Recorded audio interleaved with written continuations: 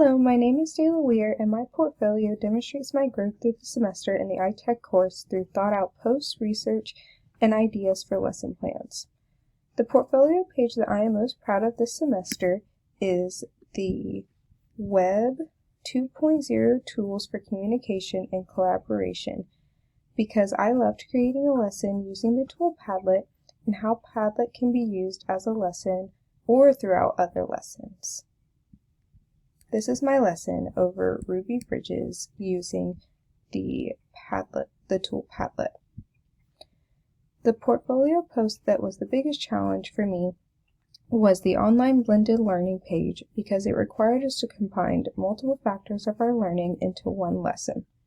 I overcame the challenges I faced by planning my 3-day lesson prior to creating it by deciding what tools I would use for each day. The lesson plan that I am most likely to use in the future is my All About Plants Nearpod lesson because I believe it enhances student engagement, creativity, and accessibility through fun, student-led activities within the lesson. From creating my portfolio post, I have learned the true importance of practicing accessibility in my future classroom. Every student deserves to have the chance to learn and express their learning in different ways, and technology opens doors to many tools, websites, and activities to meet student accessibility and overall needs.